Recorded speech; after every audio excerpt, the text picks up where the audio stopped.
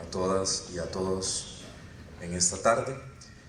Les damos la más cordial bienvenida a cada uno y a cada una de ustedes a este foro sobre educación dual organizado por el Colegio de Licenciados y Profesores. Para el Colegio de Licenciados y Profesores en Letras, Filosofía, Ciencias y Artes, es motivo de satisfacción poder llevar a nuestros colegiados este primer foro sobre educación dual en Costa Rica, con la participación de 3 personas con gran conocimiento del tema en cuestión, que nos instruirán y permitirán que conozcamos información muy importante de un tema que ha generado gran controversia en el ámbito nacional y cambiaría la forma de educar en los colegios técnicos de nuestro país. Nosotros, como colegio profesional, tenemos la responsabilidad de estudiar y analizar todas las propuestas de los distintos sectores con la finalidad de tener un criterio amplio y objetivo del proyecto, pues es nuestro deber brindar los aportes necesarios, siempre en procura de velar por la calidad de la educación, de defender los derechos profesionales y económicos de nuestros colegios, de nuestros colegiados, como lo establece nuestra Ley 4770. Y además velar porque la educación de nuestros jóvenes les procure un futuro prometedor, que les permita ser personas útiles a la sociedad, personas realizadas en su labor, pero sobre todo personas felices. En el caso que nos convoca, el programa de educación dual, una forma de educar que no es nueva. Sin embargo, en nuestro país ha creado incertidumbre y muchas dudas. Nuestro colegio tiene la finalidad de que estas dudas sean aclaradas precisamente por las personas que tienen un papel protagónico en este proyecto, como lo es nuestro distinguido diputado, don Javier Cambronero. Un conocimiento vasto del mismo, como es la máster Margarita Esquivel Porras de la Universidad Técnica, y una persona que ha investigado ampliamente todas las propuestas. Nuestro investigador laboral, el licenciado Jorge Quesada Lacacho. Los instamos para que aprovechen la oportunidad para hacer sus consultas y satisfacer sus inquietudes sobre este proyecto. Además, si consideran que en el mismo no han sido establecidas situaciones de los diferentes sectores que lo conforman, como son estudiantes, docentes, Ministerio de Educación y otros, les agradecemos nos hagan saber sus propuestas, ya que sea en forma oral en este foro o en forma escrita al correo electrónico cvargascolipro.com, que ahora se los vamos a dar, para que nos hagan llegar sus inquietudes y nosotros a la vez revisarlas y poderlas enviar a la Asamblea Legislativa. Nuestros compañeros de desarrollo profesional también tienen ahí algunas hojitas, ¿verdad?, con la finalidad de que ustedes puedan hacer sus consultas o sus propuestas, ¿verdad?, y nos las hagan llegar. Así que bienvenidos sean todos y muchas gracias por haber aceptado nuestra invitación. Esperamos que la información que hoy reciban llene sus expectativas y la hagan llegar también a sus instituciones. Muchísimas gracias y buenas tardes. Muchísimas gracias, muy buenas tardes a todas y a todos, y un gusto compartir con la Junta Directiva del Colegio de Licenciados y Profesores, señor Valverde, Ramonese también, presidente de la Junta de Pensiones del Magisterio Nacional, y un gusto compartir con ustedes, educadoras, educadores, todos, tomando en consideración que este diputado es educador de profesión, colegiado, al igual que ustedes, y presidí el periodo pasado la Comisión Permanente Especial de Educación, Ciencia y Tecnología, de la cual me mantengo como miembro ordinario en esta legislatura 2015-2016. Formación dual para la Costa Rica del siglo XXI. Hay que tomar en consideración que en este momento en la Asamblea Legislativa hay 2 iniciativas de ley con respecto a esta materia en particular. En la Comisión de Asuntos Económicos, de la cual no participo, está el expediente 19.378 impulsado por el Partido Movimiento Libertario, cuyo máximo exponente, el diputado Otto Guevara Gut, estaría plenamente interesado de que esa sea la iniciativa de ley que culmine exitosamente el proceso que se inicia en la Asamblea Legislativa. Iniciativa que, entre otras cosas, plantea el traslado de una importante cantidad de recursos que en este momento son utilizados por el Instituto Nacional de Aprendizaje hacia el sector privado, y plantea la posibilidad de implementar la modalidad dual en el sistema educativo costarricense con dos condiciones: sexto grado y ningún requisito en cuanto a lo que es la edad. Y es muy importante decirlo en virtud de que siento que en esta discusión, a la cual todos obligatorio y responsablemente tenemos que sentirnos invitadas e invitados, debemos de ser capaces de dilucidar dónde está la verdad, dónde está la objetividad y de cuáles elementos debo nutrirme para construir mi propio criterio con respecto a este tipo de iniciativas de ley. Ese expediente, repito, el 19.378, es una pésima copia del expediente 19.019, que es el que nos ocupa en este momento y que es de conocimiento en la Comisión de Educación, Ciencia y Tecnología. Dicha comisión parlamentaria, compañeras y compañeros, está integrada por 7 diputadas y diputados que a lo interno, dentro de la dinámica parlamentaria, se plantea la existencia de subcomisiones. Cuando este grupo de diputadas y diputados inicia labores a partir de mayo del año 2014, se crea una subcomisión integrada por el diputado Ronnie Monge Salas del Partido Liberación Nacional por la provincia de Heredia, el diputado Carlos Hernández Álvarez por el Partido Frente Amplio, que es educador también, al igual que este servidor, y este servidor por el Partido de Acción Ciudadana y representante de la provincia de Alajuela, particularmente la zona occidente, dado que soy ramonense. Cuando nosotros llega a nuestras manos el expediente 19.019, es un expediente que tiene su origen en la administración anterior, toda vez que intentaba solamente atender un problema que estaba enfrentando el sector empresarial con el INA, en virtud de que el INA, aparte de su ley orgánica, en Costa Rica existe desde el año 71 la ley de aprendizaje. La ley de aprendizaje como tal no le resultaba atractiva a los sectores productivos costarricenses en virtud de que establecía dos condiciones que hay que superar en este gran debate nacional.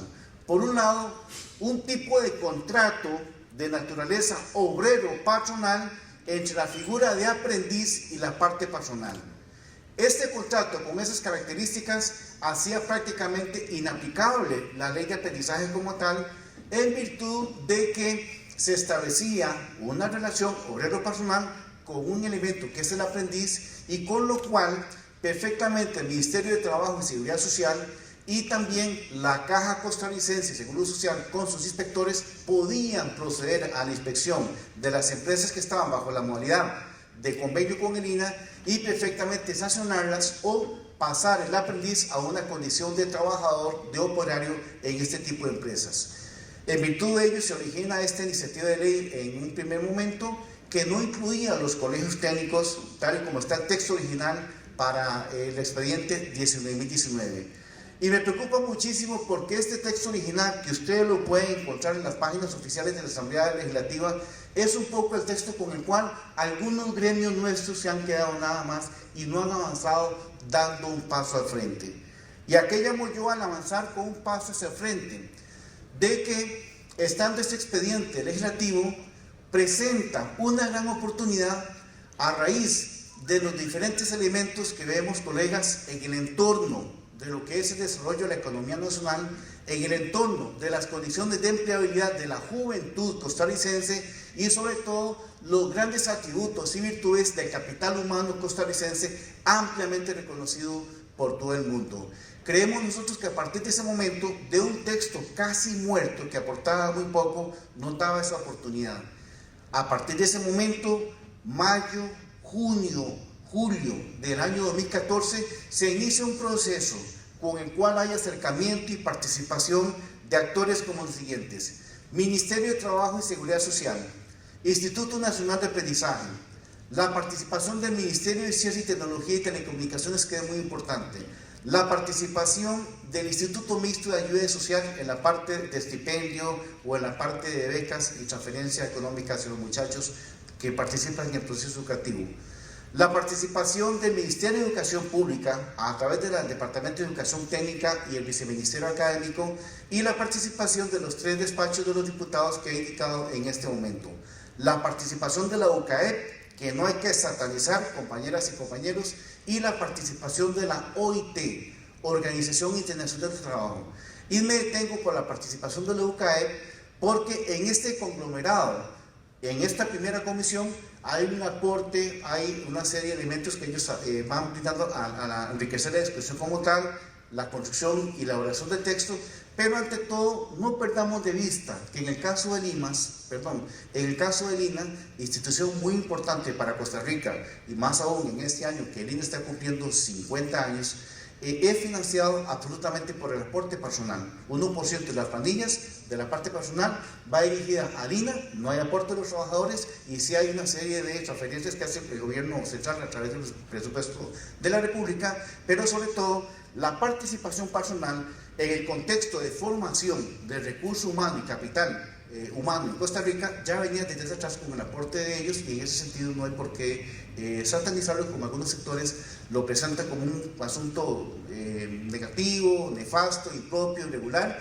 sobre el cual se ejerce la debida fiscalización y control sobre las acciones que se demandan, primero en esta comisión y luego en una comisión que se crea en la ley que les voy a pasar a presentar en este momento.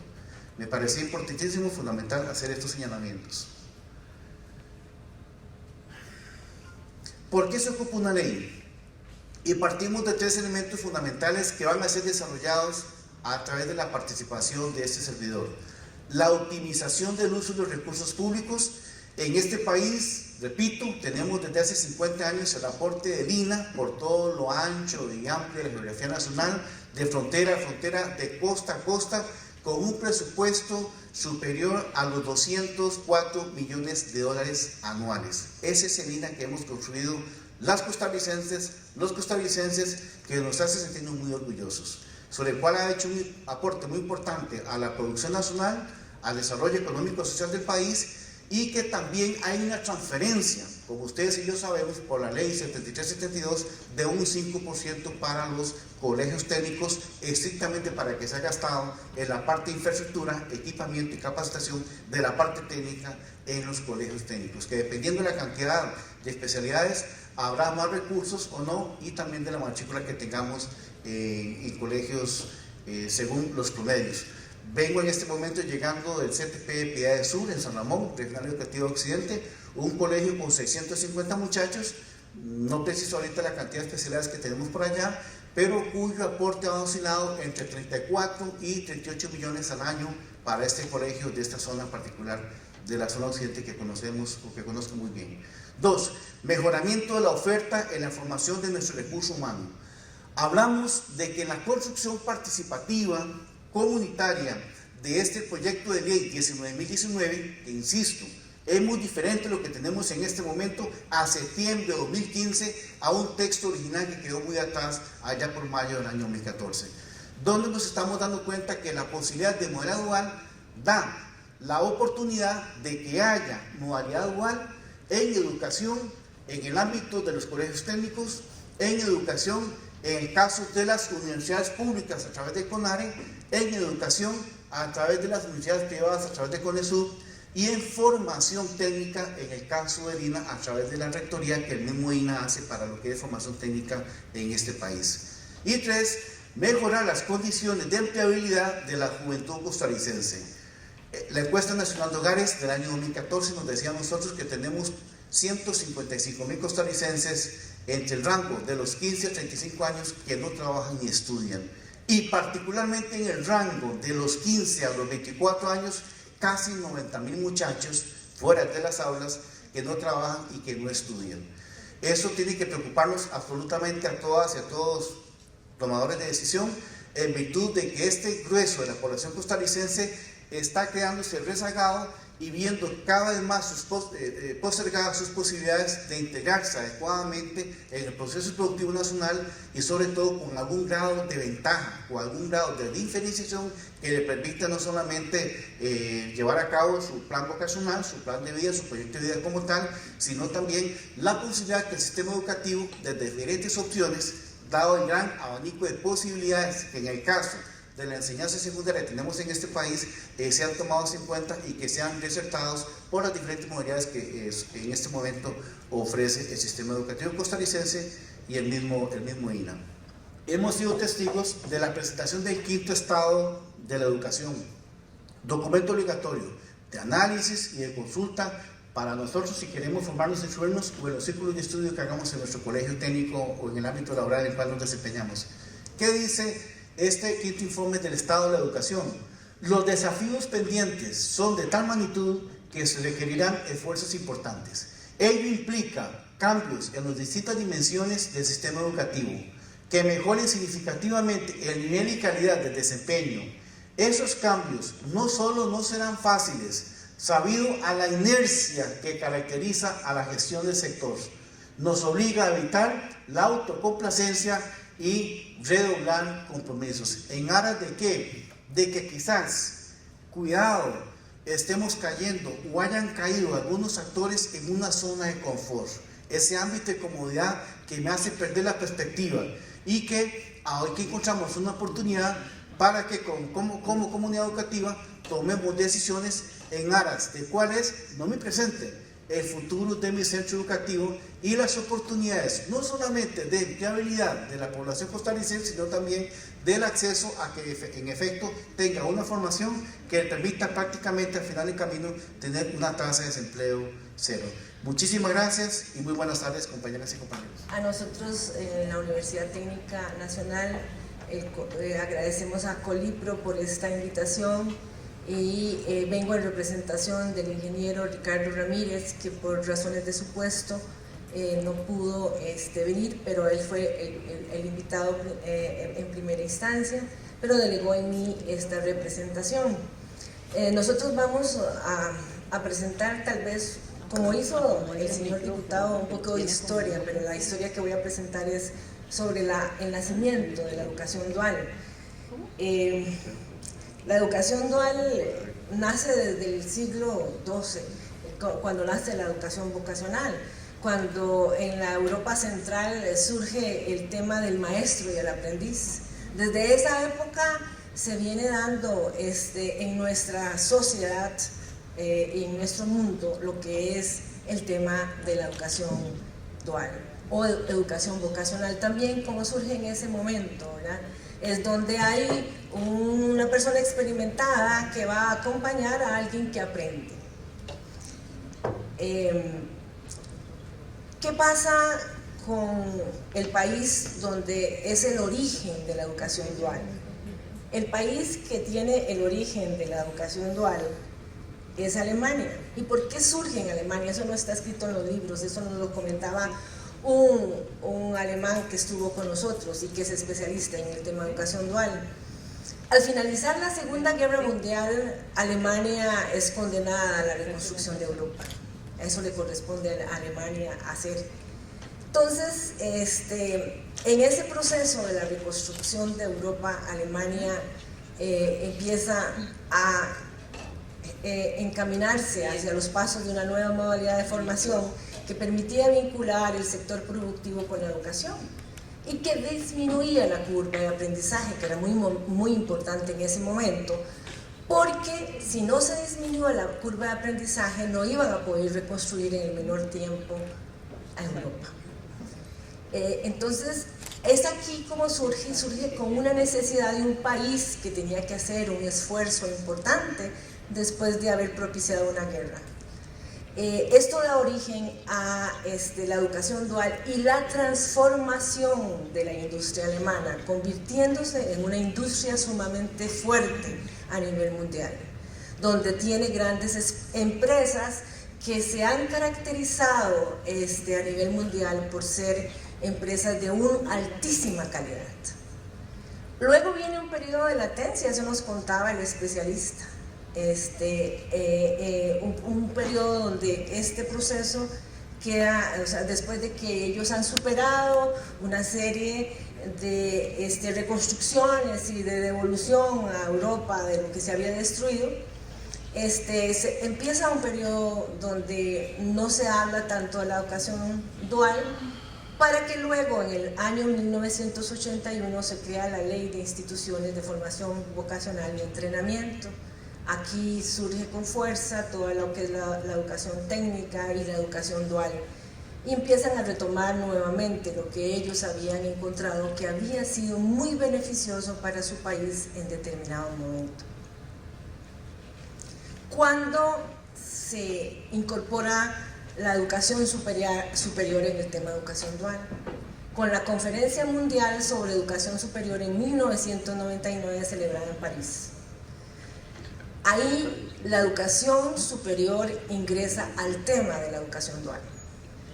Se presenta la educación superior como un bien público en esta reunión. A esta reunión asisten la mayoría de rectores de las universidades a nivel mundial. Entonces, la universidad empieza a tener una responsabilidad pública fundamental con respecto a los contenidos curriculares, la ética y los valores, que permite una formación integral de las personas para accionar en la sociedad. Aquí las universidades se replantean algo muy importante, que no pueden estar en una torre de marfil, que se tienen que acercar a las necesidades de las sociedades. Posteriormente, tenemos los acuerdos de Bolonia del mismo año, que establecen una serie de desafíos y reformas para la educación superior. Estas reformas se dan especialmente en Europa, pero se traslapan también a las universidades a nivel mundial, porque se empiezan a cuestionar una serie de aspectos importantes que lo mencionaba el señor diputado. O sea, que hay una necesidad de acercarse a lo que la sociedad requiere, hay una necesidad de que las universidades respondan a las necesidades de los países. Entonces se habla de orientarse a la nueva realidad social, la llamada sociedad del conocimiento. Que el conocimiento no se quede solamente en las universidades, que el conocimiento sea también para la sociedad y para mejorar las condiciones de todas las personas. Se habla de una transformación de las metodologías docentes, la estructura de las enseñanzas, los procesos de aprendizaje.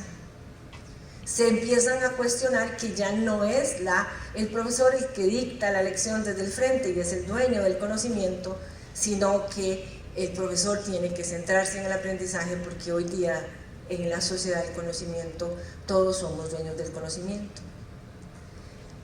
Se empieza a hablar de la importancia de garantizar la calidad en la educación superior y además de potenciar la movilidad de estudiantes y profesores para que tengan una visión muchísimo más amplia de lo que está pasando en el mundo. Ya no solamente en sus países, ya tienen y requieren conocer lo que pasa en otros lugares. Entonces, estos cambios que se están dando a nivel de la sociedad, las universidades empiezan a cuestionarse sobre su accionar, y es aquí donde toma nuevamente auge la educación dual, pero toma auge en todos los niveles, en el nivel de formación profesional, en el nivel de formación técnica y en el nivel de educación superior. Entonces, este es el antecedente de por qué en la educación superior la educación dual se vuelve importante. ¿Qué pasa en el contexto latinoamericano sobre la educación dual? Ya el señor diputado también lo mencionó. Tenemos varios países que han incursionado exitosamente, entre ellos tenemos a Chile, que desde 1993 está trabajando en el tema. Tenemos a México, que desde el 2009, y a Colombia, que desde 1975. También están trabajando en este tema El Salvador, Argentina, Brasil y otros países que cuentan con experiencia en el tema. Costa Rica no es ajena a esto. Costa Rica desde hace ya algún tiempo ha tratado de incursionar en la educación dual. Nosotros en este momento estamos haciendo un estudio precisamente desde la perspectiva económica, social y educativa y política de este proceso en que Costa Rica ha querido incursionar en educación dual y luego quedamos en una especie de letargo sobre el tema, ¿verdad? Estamos trabajando en eso porque es importante conocer el contexto histórico de nuestro país y qué es lo que ha pasado. ¿Es posible transferir el modelo de educación dual al extranjero? Pues sí, hay un documento. Dice que hay 3 dimensiones de formación profesional que son muy importantes. La dimensión individual, que apunta a la aportación de la formación de la persona, al desarrollo de competencias. Es muy importante que se logren desarrollar esas potencialidades y la autosuficiencia y motivación hacia el aprendizaje. Cuando los estudiantes empiezan a verle sentido, que desde nuestra perspectiva de educadores es el aprendizaje significativo, verle sentido, ¿por qué, por ejemplo, hace poco estábamos hablando sobre, ¿cómo se llama? ¿Bovina? ¿Cómo era? Producción bovina, y entonces hablábamos de las matemáticas en producción bovina, y los chicos, las matemáticas en producción bovina no les gusta, pero un profesor empezó a trabajar las matemáticas aplicadas a que si usted tiene un terreno de tanto, o sea, ven perímetro y ven, como yo decía, perímetro y un montón de cosas. Si usted tiene un terreno de tanto, ¿cuánto tiene que cercarlo? ¿Cuántos postes ocupa? ¿Cuánto alambre ocupa? Esas matemáticas aplicadas a una necesidad, bueno, ellos van a ver más aplicado las cosas teóricas que estén aprendiendo, entonces para ellos va a ser muy motivante ese aprendizaje. Entonces esas son de las cosas buenas que tiene también, ¿verdad? Porque tiene muchas cosas buenas. Entonces luego la dimensión social, la posibilidad de la incorporación de la persona al trabajo, la empleabilidad que hablaba el señor diputado, eso es muy importante. Tiene mayor posibilidad. Luego la dimensión económica, que, bueno, el ejemplo es el país que da origen a este modelo, a esta modalidad, donde son muy eficientes a nivel económico, hay un gran desarrollo de las empresas, así como las personas, y los técnicos son realmente cualificados porque se ajustan a las necesidades del mercado y nos asegura la empleabilidad. Una de las cosas que también nosotros vimos cuando vinieron los alemanes y vino un empresario con un trabajador dual, para ponerle ese nombre, es que no son tantos los que ingresan a las empresas, a la formación dual. Esta empresa era una empresa grande que tiene muchas subsidiarias en otros países y en el mismo Alemania. Y yo, cuando él presentó, yo creí que iban a decir que tenía como muchos en educación dual, y me sorprendió el número, no era tan grande. Para ellos es una empresa media, pero para nosotros era una empresa grande, un señor, o sea, muy entusiasmado con el programa de educación dual, y uno se podía dar cuenta, el trabajador dual que vino, habló muy bien del proceso, de todo lo que él pudo desarrollarse en la organización, pero no son tantos, y ese es un tema que tendríamos que pensarlo también y trabajar un poco más las empresas. Nosotros es una de las cosas que vemos, pero como nuestro estudio sobre el tema de educación dual todavía no está terminado, no les puedo decir más de eso, pero sí ya iniciamos el proceso, así como ya terminamos más bien la investigación en lo que es nomenclatura y cualificaciones, y tenemos una propuesta importante que ya hemos socializado.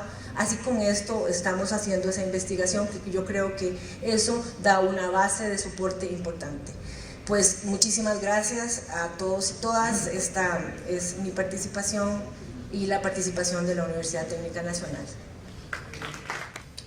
Poco a modo de aclaración también, hay que rescatar que el Colegio Profesional en el último mes ha trabajado la valoración, es decir, el estudio de 4 propuestas que hay en Asamblea Legislativa, y eso tenemos que ser claros. En realidad hay 4 propuestas en Asamblea Legislativa: la ley 19019, que fue el Ejecutivo, la 19073, que es del Otto Guevara, la propuesta del diputado Cambronero y la comisión mixta, y a la señora presidenta le llegó una propuesta de subcomisión del diputado Carlos Hernández.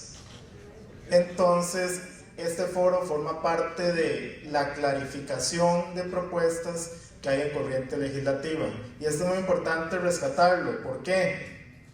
Porque como dice el diputado Javier Cambronero, la propuesta que manejan los gremios es una propuesta que nos llegó que le llegó a la presidenta, que es la de Carlos Hernández, que es la propuesta final de subcomisión. Nosotros hemos analizado ambas propuestas, la del diputado Cambronero y la otra propuesta de subcomisión, que son completamente distintas, y en eso sí hay que rescatarlo. Es decir, la propuesta del diputado Javier Cambronero permite una independencia de cada subsistema educativo. ¿A qué me refiero cada subsistema educativo?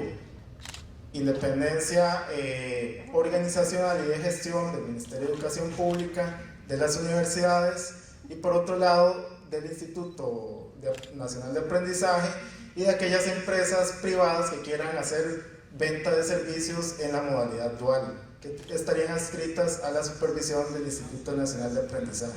Entonces, ¿a qué voy con esto? Que es importante clarificar en la discusión de que hablamos en la modalidad dual aplicada a colegios técnicos profesionales y la modalidad dual aplicada a otros subsistemas educativos. ¿Por qué? Porque tienen dinámicas completamente distintas. Y por ejemplo, tenemos claro que la Ley General de Educación lo que nos menciona es que en los entes adscritos al Ministerio de Educación Pública, es decir, la educación regular, la educación formal, tienen necesariamente una filosofía y una fundamentación en la Ley General de Educación. Y yo creo que ese es el marco orientador que nos tiene que permitir la discusión de cómo se podría o no aplicar la modalidad dual dentro del esquema del Ministerio de Educación Pública. Hay una serie de temas muy importantes que ustedes abordan, como lo mencionaba la compañera doña Aida, se va a hacer una recopilación de los apuntes y preguntas que ustedes mencionaron. Sin embargo, estos eran algunos temas que queríamos dejar planteados sobre la mesa para, como inquietudes que hemos realizado desde el Colegio Profesional a la propuesta del señor diputado Javier Cambronero. Con esto cerraríamos la intervención, agradeciendo el espacio y esperando que este espacio de discusión se lleve algunas inquietudes y que sean abordadas, digamos, por los distintos asistentes accediendo a la información.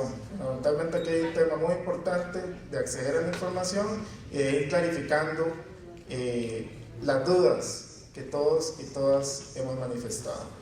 Muchas gracias.